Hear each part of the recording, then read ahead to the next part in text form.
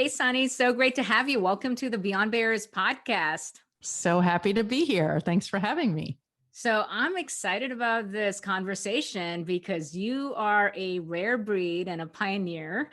And I'm excited for our audience to learn from you about, being that outlier, but that's, exactly what sets you apart. So let's dive right in and share with us sort of your formation story, if you will.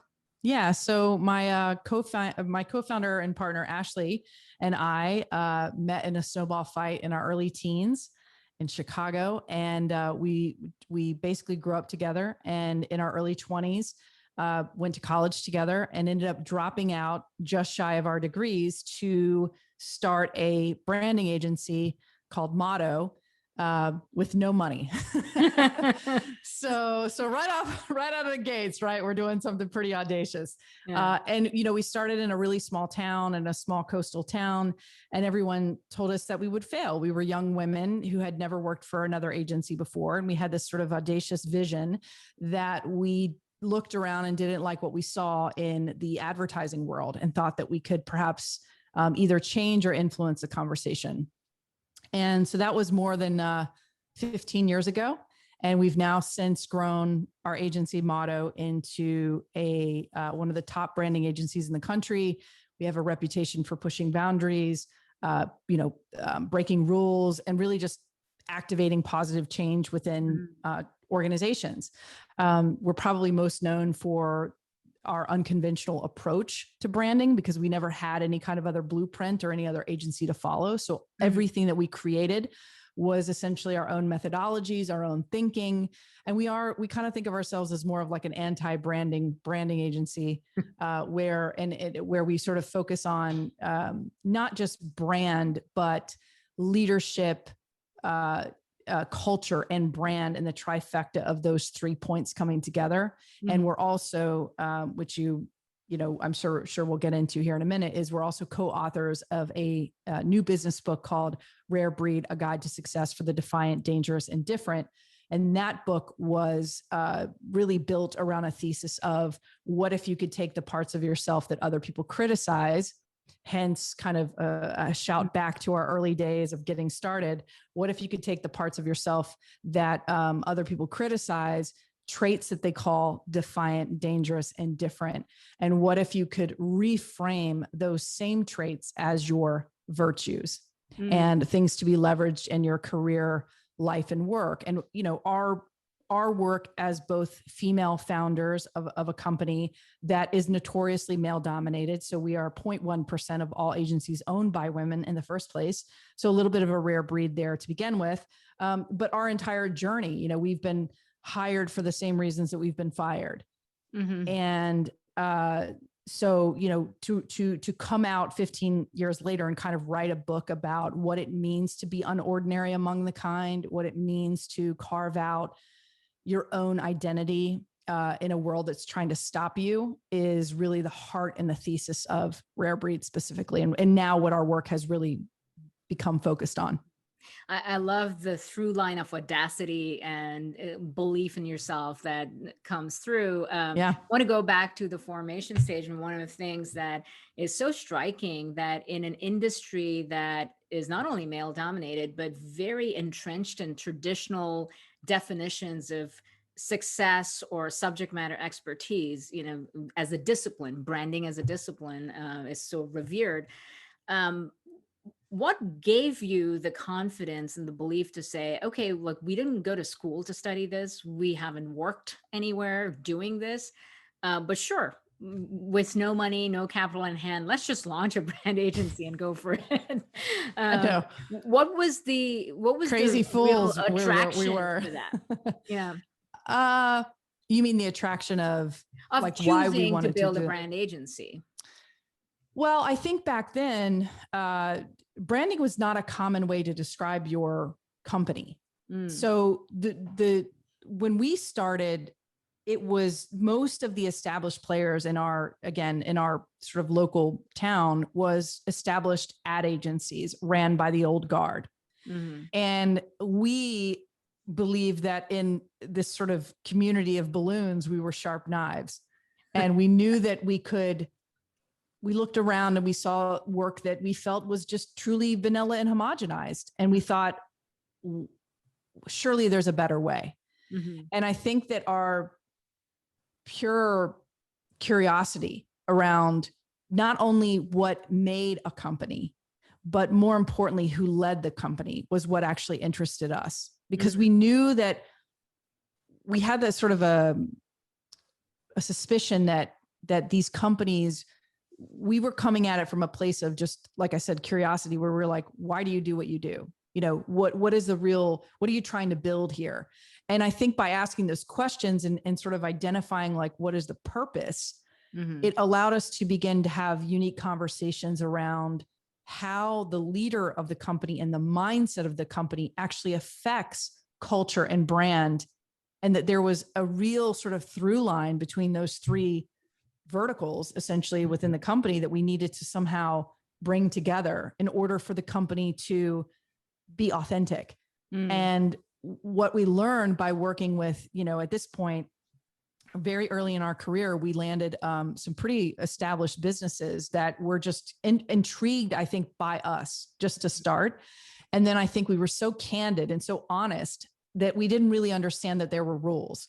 So we were going in and asking, you know, sort of sitting across from people who were 3 and 4 times our age and asking very, very philosophical questions, and perhaps questions that they'd never been asked. Mm-hmm. And I honestly think that set the kind of tone for why we even named the company motto. A motto is a war cry.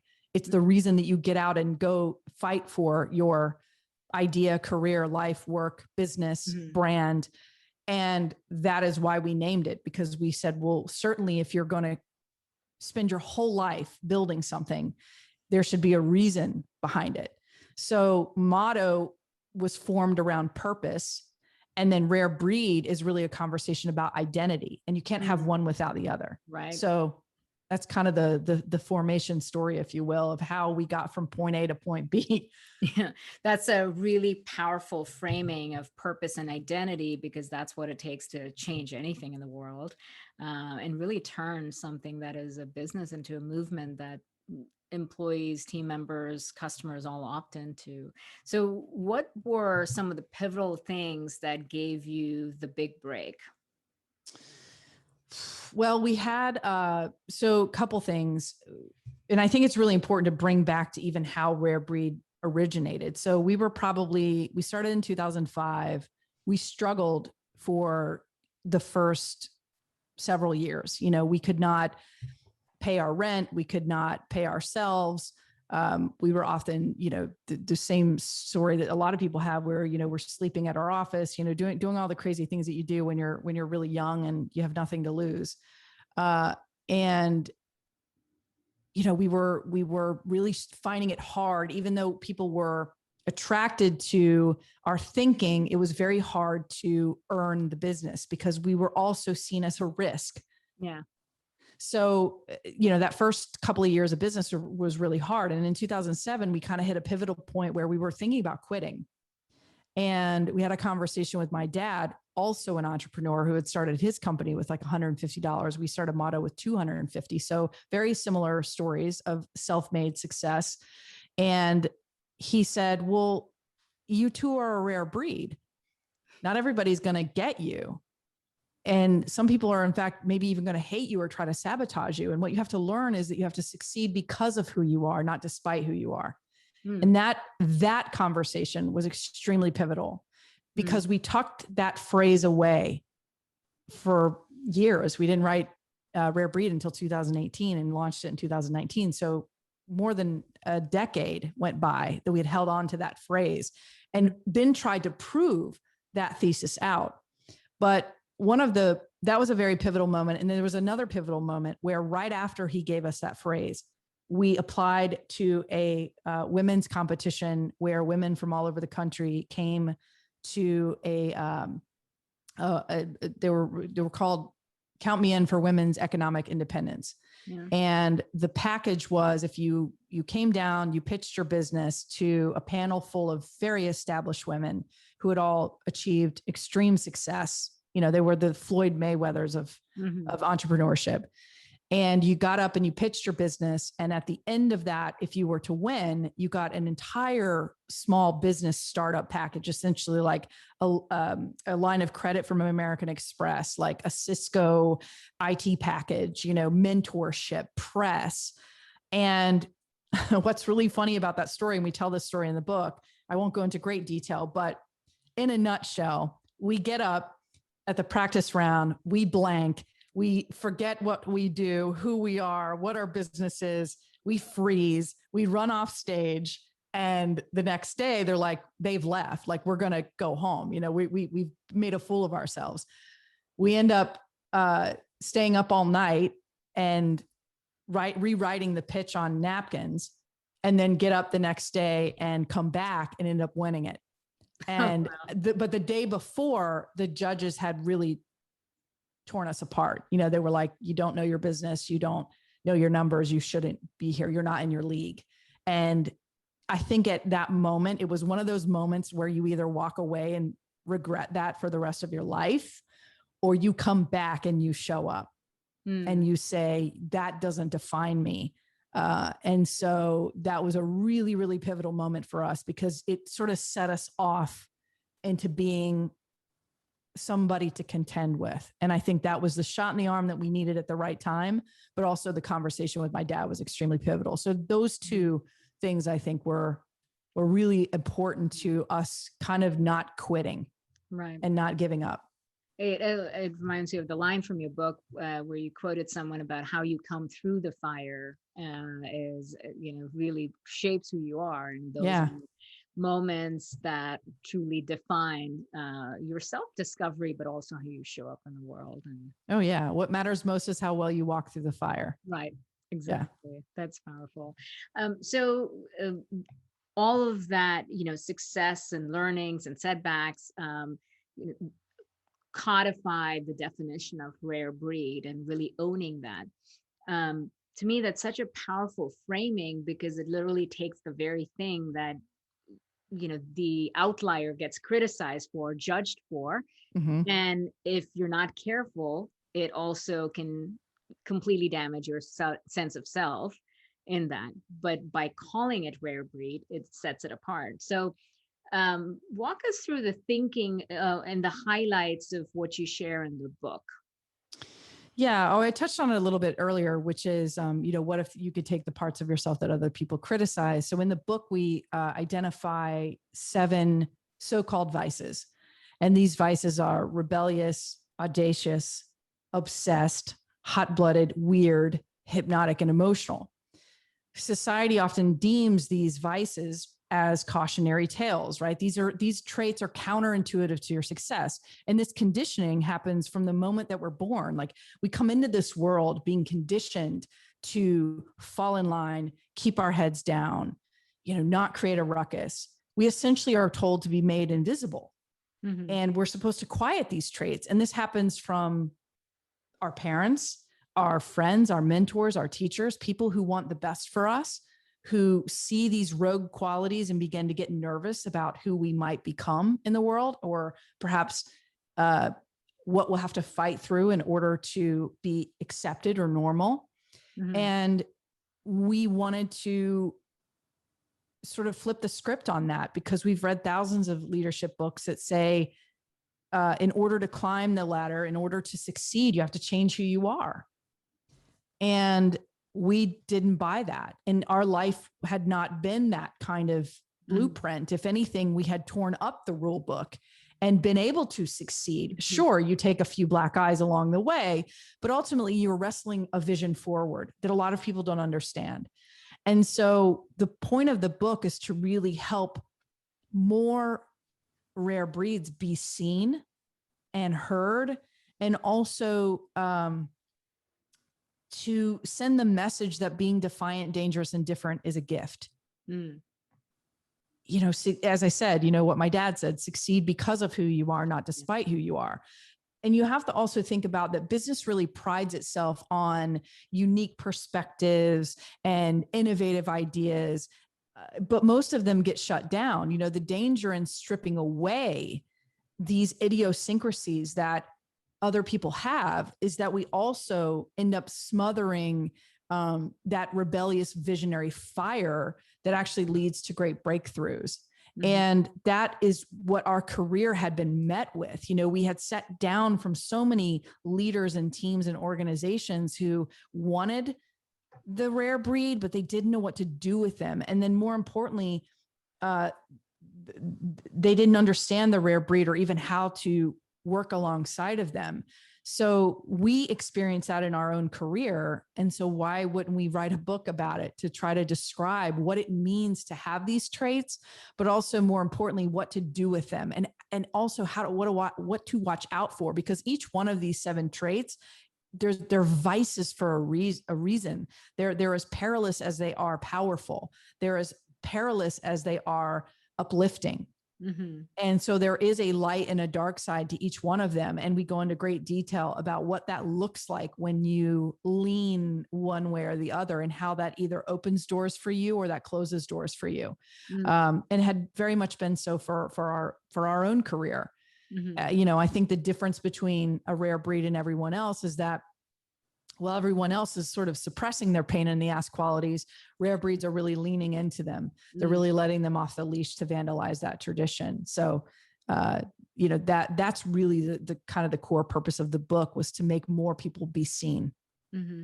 And that is such a huge need at a time where, you know, even inspired by, I mean, because of the pandemic, what has happened in the workplace with more and more people questioning, you know, meaning and reason for what you're doing, and finding new ways to do what they're doing, leaning into who you are and what makes you different, and being seen and embraced for it is an incredible, powerful way, which most entrepreneurs already live that way, and that's what makes them successful, but it's not very common in the workplace. So, you know, thinking about women in the workplace specifically, could you illustrate for us, you know, the light and the dark, the two sides of the vices and the values, if you will? Yeah. So, you know, the light and the dark side of these traits are all very murky. Mm-hmm. If you think about some of the most influential rare breeds of our time, they've also been some of the most manipulative, or perhaps the most evil, right? And yet they're still so charismatic that they're able to have people follow them into the fire. But that's not what we're talking about in the book. What we're talking about in the book are rebellious thinkers, obsessed or audacious dreamers, you know, hypnotic, sort of charismatic spellbinders, you know, for all the right reasons. We're often told, "Oh, you're so emotional," and we say that in a way that's extremely negative. We're already assuming that because this person is emotional, there's something negative about that. Mm-hmm. And what we have tried to do in the book, and I think especially with some of the things that we're doing now around workshopping and training, corporate training, helping leaders and teams adopt a rare breed mindset and really deploy that across their team, and also celebrate the rare breeds within the organization. What you're finding is that these traits are actually superpowers, and you can supercharge your team if you know how to tap into them and leverage them. So, you know, again, you first have to understand who the rare breed is. You know, leaders traditionally they're supposed to possess like conventional leadership traits, right? Steady, decisive, consistent, calculated, diplomatic, logical. We know these qualities are important. But rare breeds are like, they think and act and communicate with an entirely different set of mindsets. And also they operate on a different frequency. They're going to tear conventional wisdom apart, and they're also going to eat the status quo for breakfast.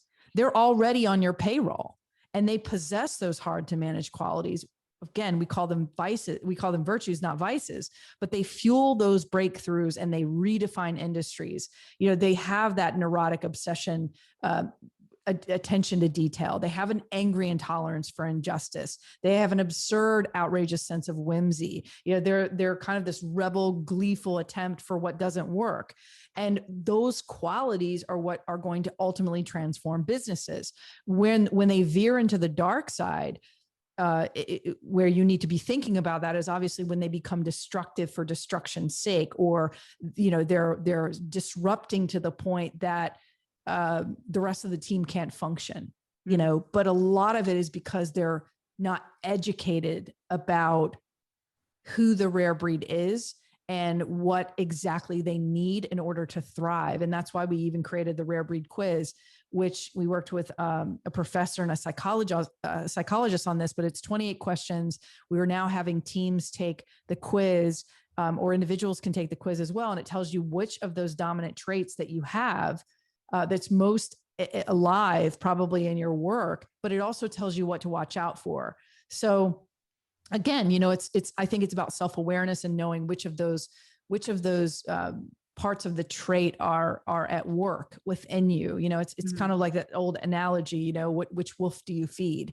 It's very similar to rare breed. It's like, which of those is at play? And I think real, true rare breeds know that these traits are at work. They know that one of the traits is at work, and they've learned how to leverage it in all the most powerful ways possible. And then in turn, if they're in the right environment and with the right surroundings and they've in the right conditions, they're also at a place where they're able and they are allowed to thrive within the walls of the organization that they're a part of. Mm-hmm. It also seems to dovetail really well with what we're seeing in the growing creator economy. There's such a trend of creators and communities really being the future around the world, that that rare breed quality speaks so well to that creative personality as well. How should companies harness that quality given the need for continuous innovation that's becoming more and more important? What is like one specific thing that you would advise leaders to think about?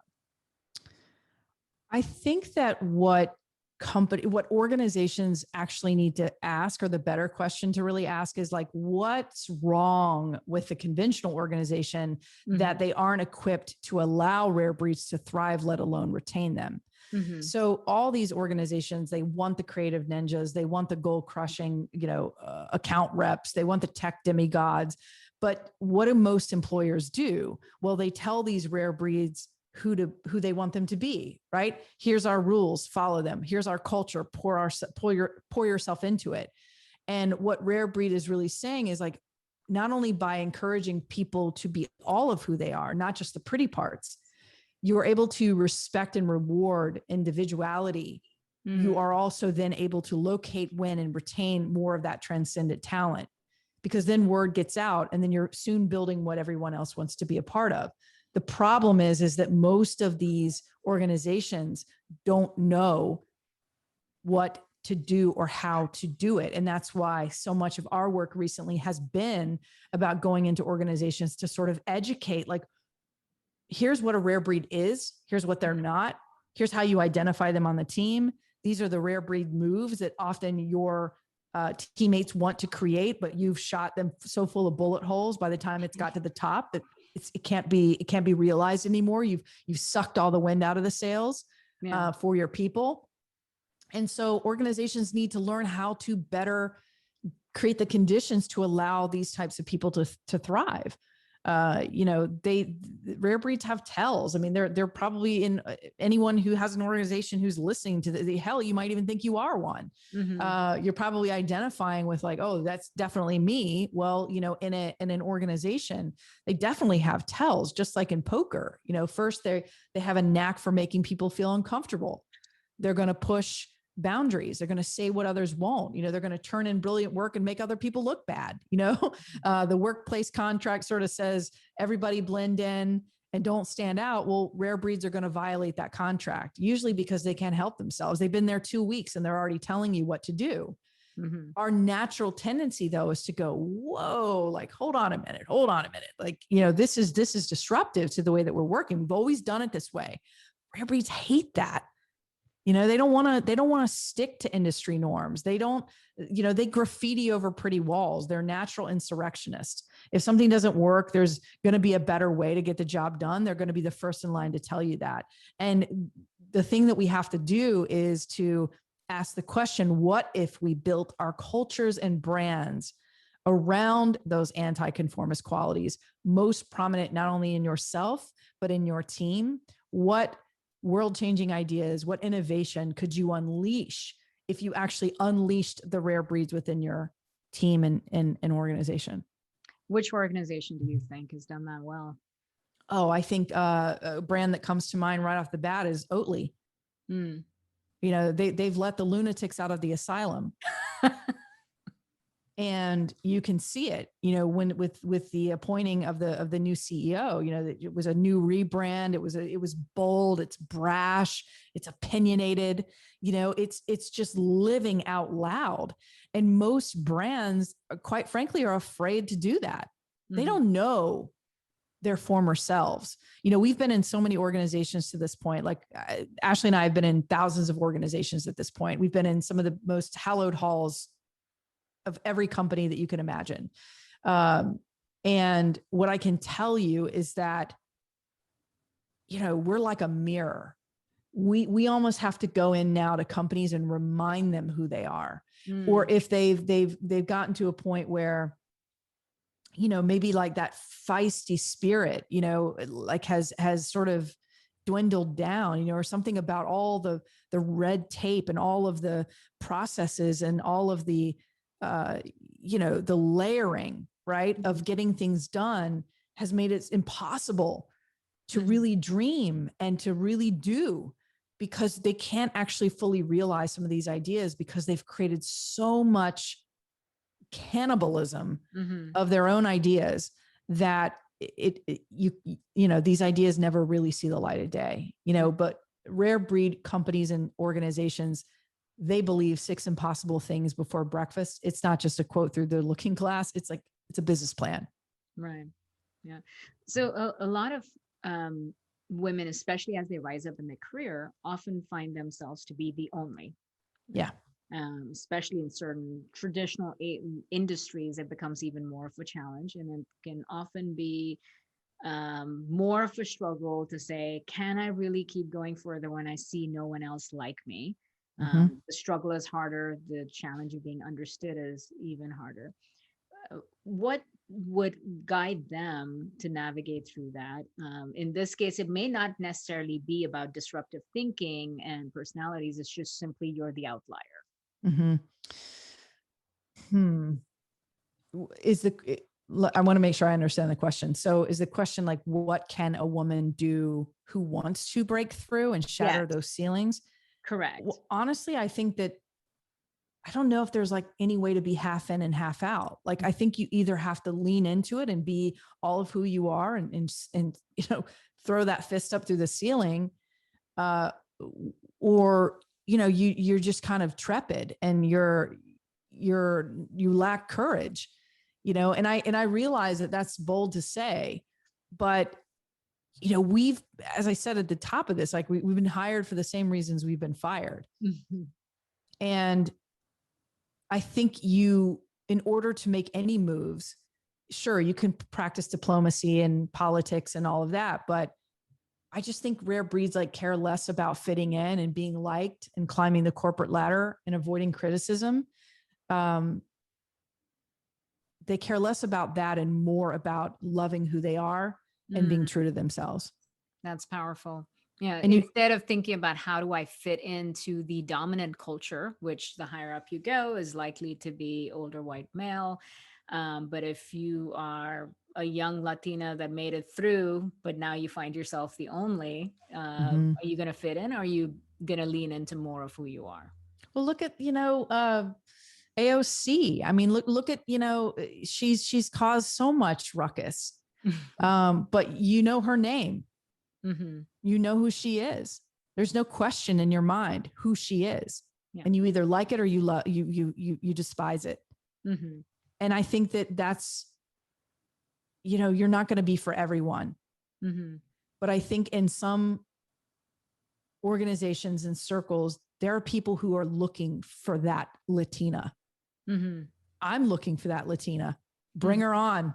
I'll hire her. You know what I mean? Like, that's what I'm saying. Like we have to be unafraid of trying to kick those doors down, because there are doors and there are many of them.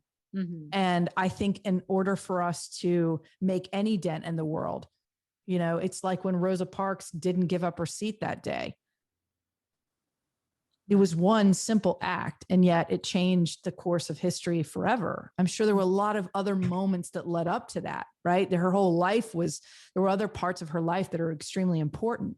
But at some point, I think you have to make choices, and those choices have to lead you to the life and career that you want, rather than being a shadow of yourself or less than yourself to make other people feel comfortable in seats of importance. You know, I just think we have to build longer tables in order to hear those voices. And I think it is changing. I see it changing. Sure. I'm still met with that kind of thinking still today in my own business. I'm out here talking about being a rare breed and helping others lean into that. And yet I was just on a call recently where I was in a situation that someone, a male said that we needed a male on our show to legitimize it.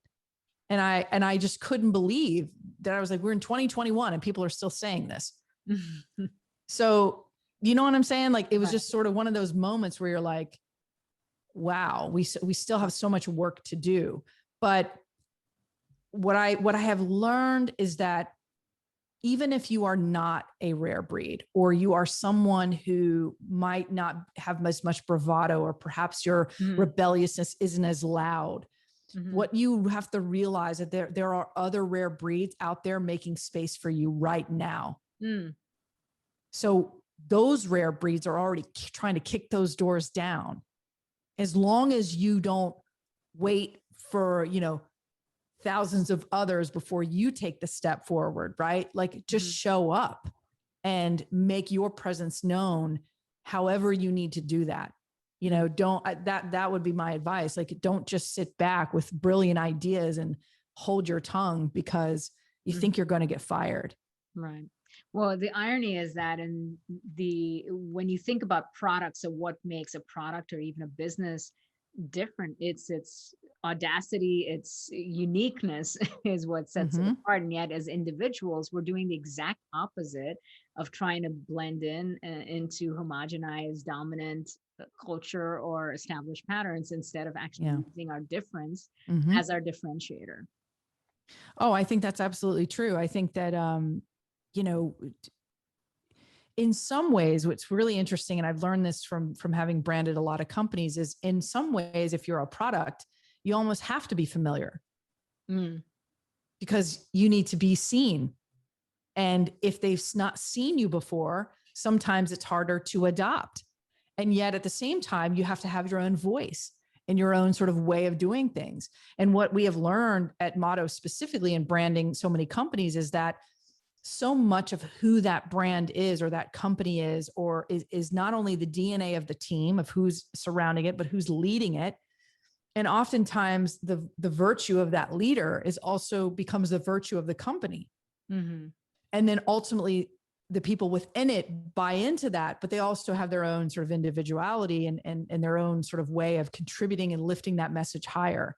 But ultimately, like, you want those diverse thinkers, you want diversity of thought at the table. You want to hear people who don't agree with you, because that's how you move the world forward. Those bold, audacious ideas, those big dreamers, those reaching beyond your grasp, and also those emotional empaths that you have on the team who are on a different frequency and feel the room in a different way, or picking up on things that other people aren't, or even the sort of the obsessed tinkerers, that will not let go until they've perfected it or found the answer, figured out that line of code. You want that, and you want more of that, because it really truly helps to move, I think, big, bold changes in the world forward, and the only way you can do that is by either making space for yourself or making space for others. That's powerful. And it's a very empowering way of looking at yourself and the world, of instead of denying parts of yourself, actually shining a light on exactly what is most likely to be misunderstood. So if you had a billboard and with a big message on it to the world, what would it say? Own who you are. in a world that wants to own you. Ooh, I like that. That could be a t-shirt, right? That's right there. That's fantastic. Yeah. I mean, we have we have a show. I think I mentioned this when we were just chatting at the top of the hour, but we had created a YouTube show where we sit down with cultural provocateurs and celebrities, and we talk about how have they wrestled a vice into a virtue, and what black eyes have they received along the way, and what continued to help them keep fighting. And our first guest for season 2 was Tarana Burke from Me Too. And, Me Too almost didn't happen. Me Too had been fighting for a long time. And, the way Tarana tells it is that she got tired. Sometimes fighting for the cause wears your ass out. And you need a break. You want time. You're just like, you know what? I'm done with this. And, it was the support of other people who were like, yo, Tarana, you got to show up, you got to keep doing this. Like, what are you doing? You can't give up now. Sometimes it's other people seeing the rare breed and you to remind you who you are. So sometimes we get strength from others who are rare breeds, and then they continue to remind us who we are so that we can keep fighting for whatever it is whatever sermon it is that we're trying to deliver. And I thought that was really fascinating, because you think even you think about Elon Musk trying to put people on Mars. Well, nobody really cares how many rocket ships he's blowing up in order to get us there. All we care is that eventually we'll be able to go to Mars and say that we were able to go to Mars. But this guy's not sleeping, trying to sort of figure this out. Right. But the sheer audacity of that too, when he had pens, I remember years ago going to a conference where they were giving up pens that said Occupy Mars. And in a different lifetime, he was crazy. How crazy is that? We are legitimizing crazy by saying Occupy Mars. And here we are, getting closer and closer to that. Look, at one point, planes, trains, and cars were all crazy ideas that could never be realized. So, we believe that it's not about how big and grandiose the idea is. It's about, is it crazy enough? Are the ideas crazy enough to change the conversation, to change the energy in the room, to change somebody's perspective on something? That's what rare breeds do. I love it. I'm going to be waiting for that t-shirt. Own who you are in a world that wants to own you. I love it. Maybe those are coming. Those are coming. I'm going to place the order there, right? Okay, cool. I like that. Well, maybe that you just gave me a good idea to create some merch. Cool merch going. Yeah, definitely. I could see a cool sort of hoodie with audacious, right? You would rock that. Rare breed merchandise. I love it. That's what's coming next. I can see it. So in a planet that's desperate for rare breeds, we need more of that going. So Sunny, thank you so much for being on the show. It was such a fun conversation and a powerful perspective. That is exactly what the world needs and what is necessary to build the kind of world we want to live in. So thank you for being with us. Absolutely.